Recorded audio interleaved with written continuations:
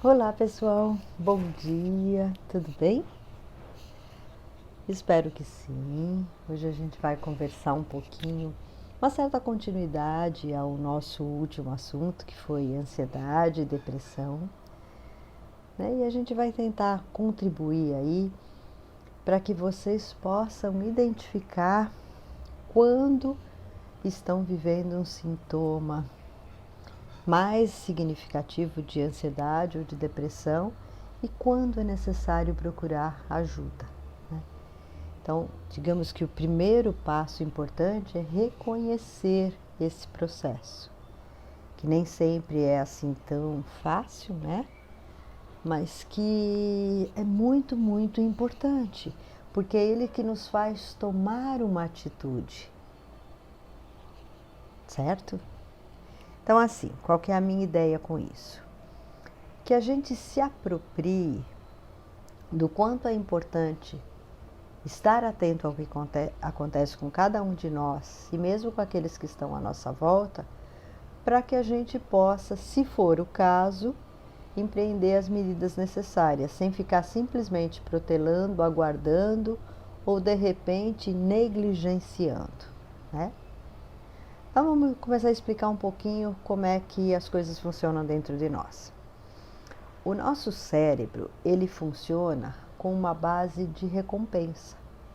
O que quer dizer isso? Cada coisa que eu faço, né, cada comportamento que eu tenho, eu preciso ser reforçada, né, ser reconhecida naquilo que eu estou fazendo. Por exemplo, eu tomei o café da manhã, minha boca, né, tá ali com sujeirinha e tal, eu vou lá, escovo os dentes, vem aquela sensação boa de bem-estar, né, resolvi meu problema e o meu cérebro reconhece que aquele comportamento de escovar os dentes foi positivo. Eu estou aqui fazendo um vídeo, né, com uma proposta para vocês. A hora que eu concluo esse vídeo, o meu cérebro reconhece, atingir a minha perspectiva, ok. E essas pequenas recompensas, elas acabam nos energizando positivamente. É como se nós captássemos uma energia positiva cada vez que o cérebro se sente esse prazer. Quando a gente não está tão bem, o que acontece? A gente deixa de sentir prazer pelas coisas, né? Então, às vezes eu ouço falar, mas não tenho prazer nenhum de tomar banho, né? Não tenho prazer de comer. Cada vez estou me isolando mais, não tenho vontade de falar com as pessoas. Então, todas essas coisas, elas podem sim estar minando a nossa capacidade de reabastecer energeticamente, tá? Então, a gente precisa buscar se ajudar, né, para quebrar esses processos, porque se a gente, cada vez que não tem vontade, não faz, cada vez que eu não tenho vontade, eu não tomo banho, cada vez que eu não tenho vontade, eu não como, cada vez que eu não tenho vontade, eu não levanto da cama, vai ficando muito complicado, porque isso vai se alastrando, né? Claro que assim, é preciso entender que nem sempre a gente consegue fazer alguma coisa, mas é muito importante esse esforço, né? E daí aquela coisa da importância da solidariedade, quando a pessoa não consegue, seria muito bom ter a ajuda de alguém, né? Então é alguém que vai lá, não, vamos lá, eu vou te ajudar, eu faço com você, né? Não está bem agora, daqui a pouco vai estar melhor. Então, assim, às vezes a gente precisa sim dessa ajuda. E nesse processo todo de dar prazer para o cérebro, nós também temos que desenvolver ferramentas internas para lidar com essas coisas em nós. Por exemplo, tem momentos da depressão que a gente fica sem vontade, que a gente fica ruminando culpa, se sentindo impotente, a autoestima despenca, né? Então são situações que elas não são advindas simplesmente de um momento de tristeza. Por exemplo, quando tem uma situação externa, né, de você se sentir triste por algum motivo, falecimento de uma pessoa querida, um empreendimento que deu errado, você fica triste. Muitas vezes você fica alguns dias assim bem abatido. Mas isso tem que ir diminuindo. Você tem que lutar para conseguir encontrar prazer em outras situações e ir se levantando, né? Então, a tristeza é uma coisa, a depressão é outra. A depressão é um processo mais continuado que você não consegue ver melhoras, né? É como se você não estivesse captando mais essa energia positiva para te reabastecer, tá? Então, assim, é bem sério. E depressão, gente, é uma doença, né? Como toda doença, ela precisa ser tratada. Se o teu dentinho dói, você não vai ao dentista, né? Se o teu braço quebrar, você não vai no ortopedista, né? Então, assim, a gente precisa perceber que essas coisas, elas são muito importantes. A gente não pode negligenciar. E com a ansiedade, que muitas vezes anda assim junto com a depressão, a gente sabe que a ansiedade, ela tem um processo, né? E eu sempre digo, a ansiedade em si não é ruim, muito pelo contrário, tá? Ela é boa. Por exemplo, vou encontrar com uma amiga querida que eu não vejo há muito tempo. Eu tenho aquela ansiedade boa, puxa, vou ver minha amiga, né? Agora, o que eu não posso é, assim, por deixar que essa ansiedade tome vulto muito intenso, né? Aí eu começo a ficar com taquicardia, aí eu começo a sentir mal fisicamente, o coração bate na boca, eu começo a pensar, nossa, será que eu estou infartando, né? Parece que eu vou morrer, né? Então, assim, a ansiedade, ela é normal até certo ponto, mas se ela exagerar demais, ela pode ser negativa. Mas, sabendo que esse processo da ansiedade, do início até o pico, dura em média 10 minutos, pode chegar a 15, em alguns casos muito extremos, a 20 minutinhos, até ela subir até o topo e depois ela começa a descer. Então, nesse momento que você está percebendo que a sua ansiedade está aumentando, você pode sim ter certas atitudes que vão te auxiliar. Você pode entrar e tomar um banho. Se não tiver jeito, vai lá, lava seu rosto, faz uma respiração profunda, né? Respiração diafragmática é muito importante, até tem um vídeo que fala sobre isso, se você se interessar. Que mais? Deitar um pouquinho e lembrar, daqui a pouco eu vou estar melhor, né? Dizer para você mesmo, vai passar, é um momento, uma crisezinha que daqui a pouco vai estar melhor. Então, são todas ações que a gente pode ter em nosso próprio favor. Para quê? Para diminuir aqueles comportamentos intensos, como no caso da ansiedade. E o da depressão não é exatamente uma crise do mesmo jeito, mas a depressão ela vai se instalando, né? Aí um dia eu acordo sem vontade de levantar, mas eu levanto, mas eu não tenho vontade de fazer aquelas coisas que até então me davam prazer. E eu tento, né, e não vou conseguindo. Então, assim, se a gente não for eficiente no que fazer, isso pode se instalar mais. E nem todo mundo é expert a ponto de conseguir fazer sozinho, né? É como uma doença qualquer que seja. Se você tem uma gripe, você consegue ir lá, tomar um antigripal, fazer um chazinho, né? Mas se você tiver uma coisa mais forte, você muitas vezes não consegue ter ação de ir lá e fazer algo para se ajudar, né? Então, lembrando, o que a gente pode fazer para contribuir? Então, o sistema de recompensa do cérebro, ele funciona de uma maneira bastante complexa. E algumas atitudes que a gente possa ter, alguns comportamentos, podem ajudar a produzir aqueles hormôniozinhos que nos dão prazer.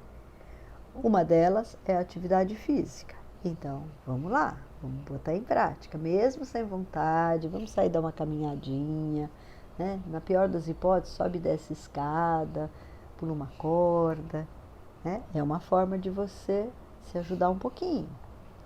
Conversar com amigos, ligar, faz chamada de vídeo, né? Telefona, bate-papo. Ai, vamos trocar uma ideia? Estou aqui meio ensimesmado numas coisas que não são legais, me ajuda um pouquinho?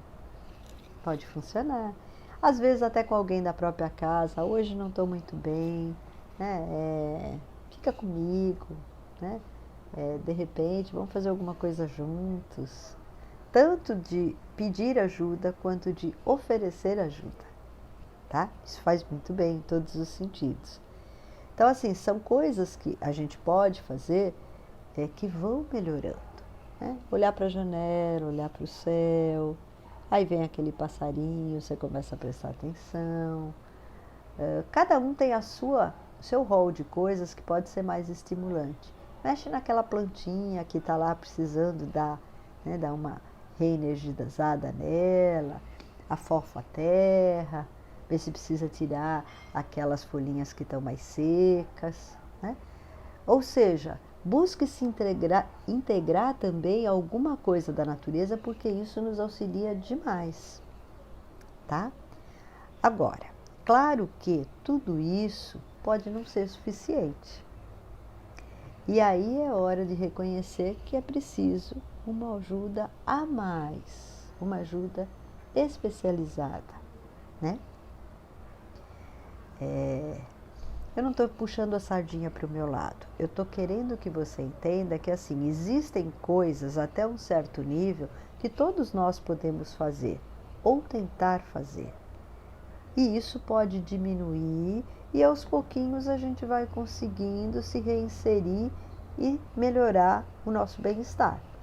Mas não necessariamente a gente sempre vai conseguir. E isso não significa que você é fraco, que você não está conseguindo lidar com a própria vida. Nada disso. Significa simplesmente que naquele momento você precisa de alguém que te ajude a identificar como é que o seu cérebro vai ficar mais satisfeito, como é que você pode agir para que reconhecer as coisas que podem te dar energia, né? E um profissional, um psicólogo, vai saber como atuar em tudo isso para que você possa se sentir melhor. Então, lembrando, todo mundo precisa de terapia? Não, não é todo mundo, não. Porém, assim, a gente precisa reconhecer que a terapia, ela amplia o autoconhecimento. Então, quando você se conhece mais, quando você aprende a conhecer suas emoções, a conhecer como atuar para melhorar essas emoções, como é que você pode, de repente, mudar algum comportamento para que você sinta mais bem-estar. Então, tudo isso pode sim ser bem benéfico para a tua vida, né? E se for o caso, então, vamos buscar um profissional, né? Por que não? Eu sempre lembro que outras situações, a dor física, ela é o sinal de que a gente precisa fazer alguma coisa para melhorar. Mas dor física é fácil identificar, né? Você tem uma dor de estômago, você vai lá no gastro. Você tem um dentinho doente, você vai ao dentista. Se você não está enxergando, você vai no oftalmo, né? Ou se você tiver com alguma dor, um processo inflamatório. Então, você sempre busca. Agora, a gente tem muita resistência em buscar ajuda para dor psíquica, né? A gente costuma dizer a dor da alma, mas isso é importante. Porque se você está frágil naquele momento, você precisa de fortalecer as suas estruturas internas para lidar com as situações. E isso não é fraqueza nenhuma, muito pelo contrário. Isso é um sinal de que você está cuidando de si mesmo. Não vamos esquecer isso, tá? Então, assim, voltando, né? A pandemia, ela elevou os índices de ansiedade e de depressão. E, poxa, nós estamos sendo muito valentes. Já faz 1 ano que esse processo começou. Quem esperava que fosse tanto tempo? E ainda não sabemos quando vai acabar, né? Então, nada mais justo do que a gente tentar, dentro das nossas possibilidades, viver melhor. Então, assim, eu dei alguns pequenos exemplos. É claro que cada um de vocês gosta, se afina mais com alguma coisa. Tem gente que gosta de ir para a cozinha e fazer um prato gostoso. Tem gente que gosta de desenhar. Tem gente que gosta de brincar com o bichinho de estimação. E tudo Tudo isso é válido e muito válido. Só o que não é indicado é que a gente fique cada vez mais não querendo fazer coisas, se isolando, se abstendo, achando que tudo é muito custoso, porque aí a gente vai permitindo que tanto ansiedade quanto depressão se instalem com raízes mais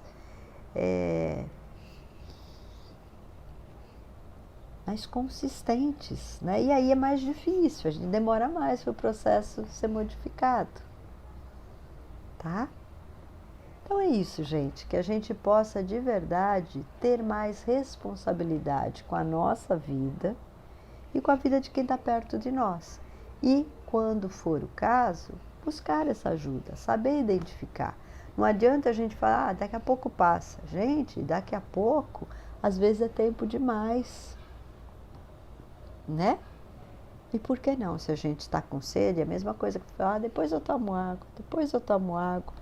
Até o ponto que você vai ficando desidratado, né? Então, assim, a gente precisa aprender a agir de acordo com a nossa necessidade. O nosso corpo fala. Vamos ouvir o que ele está falando conosco e vamos de verdade colocar em prática essa possibilidade de atuar e de auxiliar a nós como um todo e de quem estiver perto também. Espero que eu tenha ajudado.